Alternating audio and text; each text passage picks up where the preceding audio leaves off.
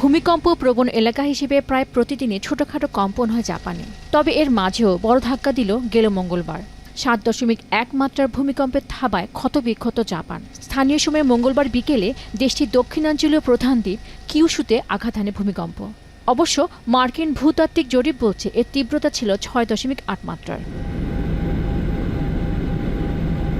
ভয়াবহ এ ভূমিকম্পে কিউশুর কুমামাতো প্রিফেকচার বা প্রশাসনিক অঞ্চলে ব্যাপক ক্ষয়ক্ষতি হয়েছে। বিশেষ করে তীব্র ঝাঁকুনিতে কুমামাতোর ইয়ন শপিং মল থেকে বিস্ফোরণের শব্দ শোনা গেছে। এতে ভবনটির দ্বিতীয় তলার একাংশ ধসে পড়ে। ফলে সেখানে আটকে আছে অনেকেই। হতাহতের সংখ্যা আরও বাড়তে পারে বলে আশঙ্কা করছে কর্তৃপক্ষ।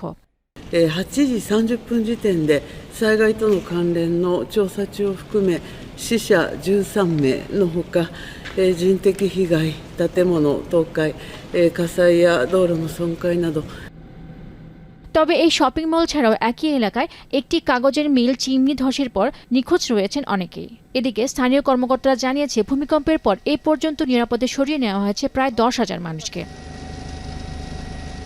এরই মধ্যে ভূমিকম্পের কারণে কুমামাতো শহরে বিঘ্নিত হয়েছে বিদ্যুৎ ও পানি সরবরাহ। ফলে বিপাকে পড়েছেন হাজার হাজার মানুষ। এছাড়া ভূমিকম্পে ক্ষতিগ্রস্ত হয়েছে অন্তত ৪৫টি চিকিৎসা কেন্দ্র। পাশাপাশি সপ্তদশ শতাব্দীর একটি দুর্গের বাইরের দেয়ালও ধসে পড়েছে। পেরিগো সুলতানা, এখন বিশ্ব।